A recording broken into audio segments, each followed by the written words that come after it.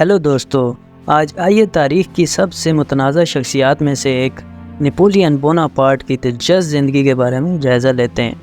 ایک بہادر فوجی کمانڈر اور یورپ میں سب سے طاقتور بادشاہ کے طور پر بڑے پیمانے پر پہچانا جاتا ہے۔ نپولین کی میراث اس کی صلاحیتوں کی تعریف اور اقتدار کی بھوک پر تنقید دونوں کے ذریعے نشان زد ہے۔ ہدایت کار رڈلی اسکاٹ 24 نومبر کو نپولین کے نام سے ایک فلم بھی ریلیز کر چکے ہیں، جس میں جواکین فینکس مرکزی کردار ادا کر چکے ہیں۔ اس فلم کو دریافت کرنے سے پہلے آئیے واپس نپولین کی جڑوں کی طرف سفر کرتے ہیں۔ 15 اگست 1769 کو فرانس اور اٹلی کے درمیان واقع جزیرے کورسیکا پر پیدا ہونے والے نپولین کی ابتدائی زندگی کورسیکن کی آزادی کی جدوجہد کے پس منظر میں تشکیل پائی۔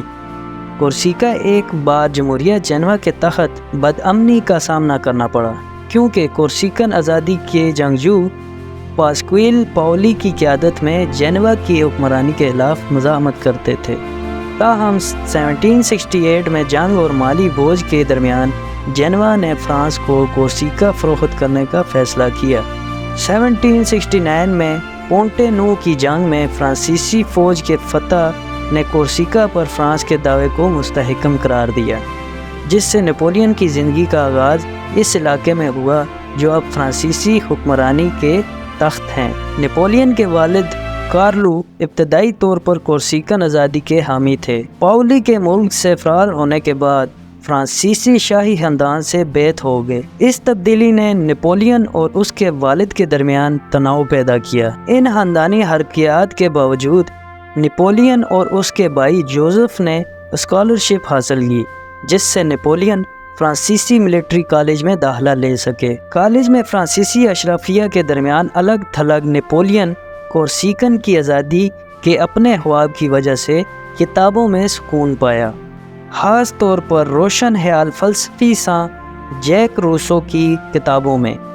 ریاضی، تاریخ اور جغرافیہ جیسے مضامین میں مہارت حاصل کرتے ہوئے نپولین نے فرانسیسی فوج میں رائل آرٹلری کے سیکنڈ لیفٹیننٹ کے طور پر گریجویشن کیا۔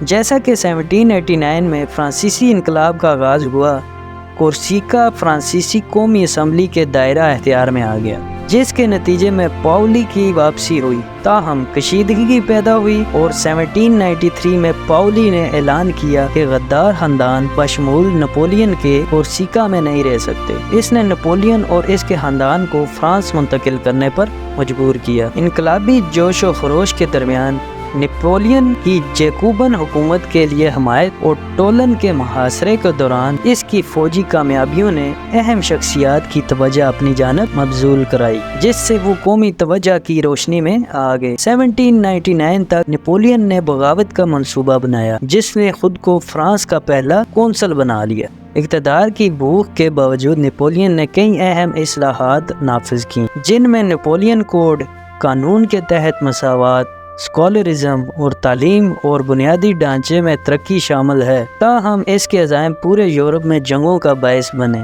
فتوحات اور شکستوں نے اس کی میراث کو تشکیل دیا۔ فلم نپولین اس پیچیدہ تاریخی شخصیات پر ایک نیا تناظر پیش کرنے کے لیے تیار ہے۔ نپولین بوناپارٹ کی کہانی دل موہتی رہتی ہے، جس میں ایک ایسے شخص کو ظاہر کیا جاتا ہے جو طاقت اور طاقت کے پیاس دونوں سے کام کرتا ہے۔ اگر آپ لوگوں کو یہ ویڈیو انفارمیٹیو لگی ہو تو چینل کو سبسکرائب کریں۔ بہت شکریہ۔ اللہ حافظ۔